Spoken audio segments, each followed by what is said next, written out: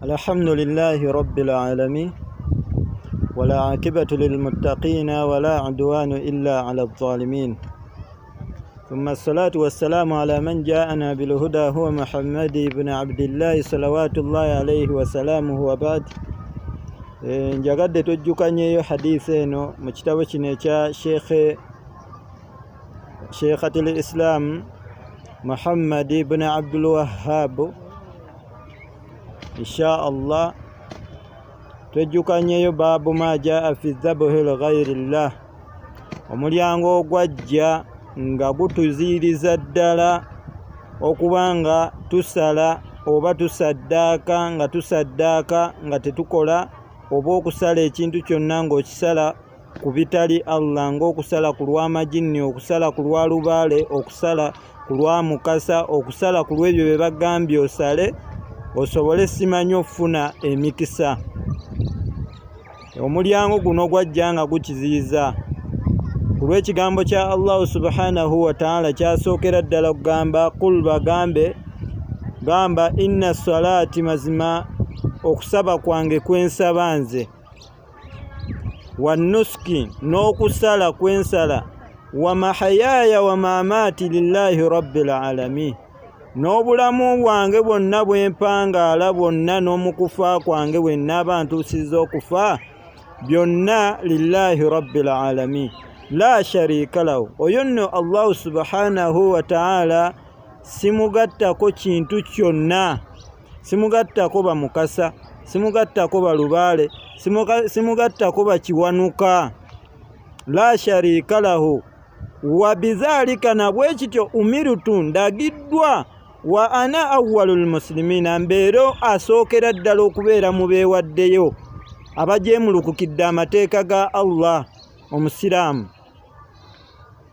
Era mu suratul Kawthara n'ayongera n'agamba aya ey'okubiri n'agamba fasalli li rabbika wanhar, fasalli sala ku lw'omulezi wo, beera ng'osaala ku lw'omulezi wo Allah, li rabbika wanhar, era osale ku lulwe, tosala ku lw'amasanamu, tosala ku lwa lubaale.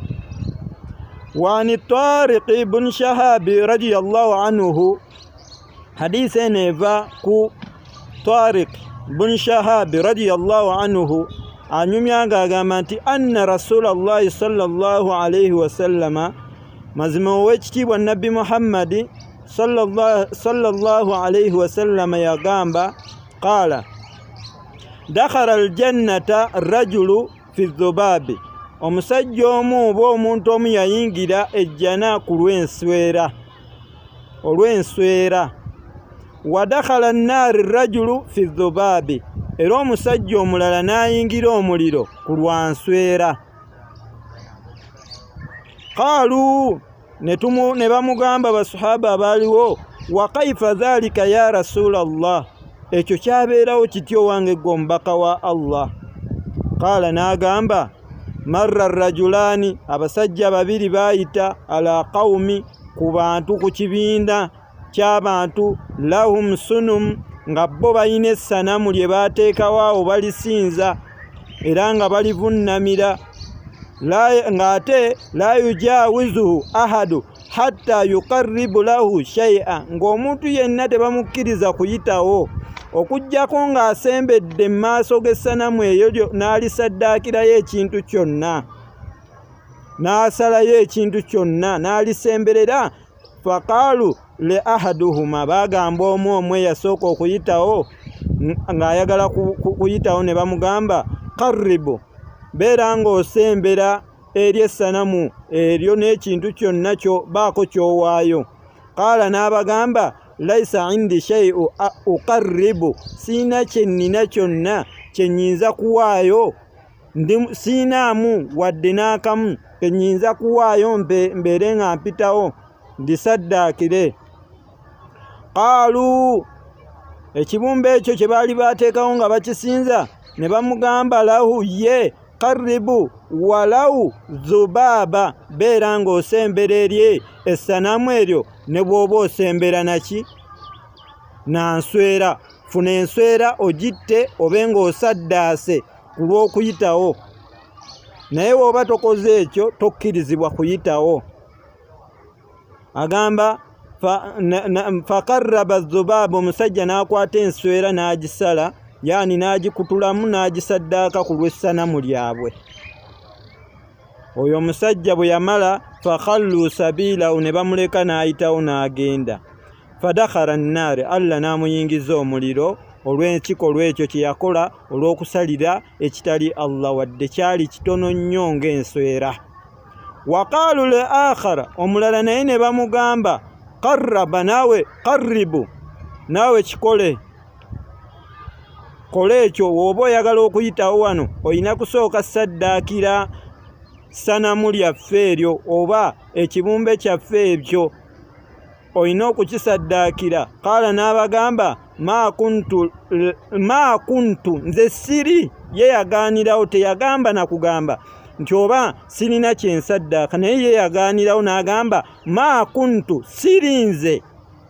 Ye yagaanirawo kuba yali mukkiriza, teyamala naku oli olw'okuba teyali mukkiriza, ye yasooka n'agamba sirina kyensaddaaka. Naye ono yagaanirawo n'agamba ma kuntu li uqarriba li ahadi shay'a duna Allah azza wa jalla, nze sisobola kubeera nga nkola okusaddaaka nga sikola saddaaka yakusembera eryani Allah, nti nsale ku lwa lubaale, nsale ku lwa mukasa, nsale ku lwa ddungu, nsale ku lwa lubowa. Siri, nze nsala ku lwa Allah subhanahu wa ta'ala jalla jalaalu, omu yekka. Subhanallah. Fadarabu ankahu, abasajja ne bamukwata olw'ekigambo kye yayogera nga kyabaluma, ne bamukwata. Fadarabu ankahu, ne bamutemako ensingo ye. Fadakhala aljanna, Allah n'amuyingiza ejjana. Rawaahu Ahmed. Eyi hadisi eyo eri mu kitabo kya Ahmedi. N'olw'ensonga ebagana ettiibwa bye tufunamu mu byo, tufunamu ebintu bino. Ekisookera ddala mazima okusaala, tusaala ku lwa Allah, n'okubeera nga tusiiba, n'okubeera nga tukola ibaada ez'enjawulo, byonna tubikole nga tukola kusiimibwamu ani Allah, tetumugattako kintu kirala kyonna mu ibaada. Ekyokubiri, athaniya, kyetuyigamu Allah subhanahu wa ta'ala yakolimira yenna. La'ana Allahu man dhabaha li ghayrillah, Allah yakolimira omuntu yenna asala ekintu kyonna ng'akisala ku lwa mukasa, lwa lubaale, ku kitali Allah. Ekirala arrabi'u, kyetuyigamu ekirala, Allah yakolimira, la'ana, Allah yakolimira omuntu yenna. Hadisi seeka abadde awo nebyokulabirako, wadde hadisi mbasomeddemu, naye wabaddewo hadisi yonna omuntu abeera ng'akolimira mukadde we. N'agamba n'ekirala kye tuyigamu ku ebyo bye tuyize mu hadisi, kyenyinza okugamba nti atisa, ekyomwenda, kaunu dakhala nnaari bisababi dhubaba alladhi lam yaqsuduhu bal fa'aluhu takhallusu min sharrihim. Omuddo ono ekyamuyingiza omuliro si kuba nti yali asala enswera oba agikutulako omutwe mbunga agenderedde, wabula ng'ayagala kuwona bubi bw'abasajja bali abaali bamugambye, naye era Allah n'amaliriza ng'amuyingiza omuliro. N'olw'ensonga ebagana ettiibwa tubeerenga twekwata. N'agamba anna alladhi dakhala an-nar muslimu li annahu law kana kafir lam yaqulu dakhala an-nar fi dhubabi. N'olw'ensonga n'agamba era ekyokumi nti ono yayingira omuliro yali musiraamu, naye tebandyogedde nti yayingira omuliro lwa nseera ng'ate teyali musiraamu. N'olw'ensonga eyo tubakubiriza bagana ettiibwa okwewala ennyo okusala ebintu, okusaddaaka, okuyiwa bukyayikyayi, okulya supu n'omuyiwa wansi, simanyi oliira bajjajjaabo. Tubeewaza basiraamu, ebikolwa ebyo si bya busiraamu. Subhanaka Allahumma bihamdika ashhadu an la ilaha illa anta nastaghfiruka wa natubu ilaik. Subhana rabbika rabbil izzati amma yasifun, wassalamu ala al mursalin walhamdulillahi rabbil alamin.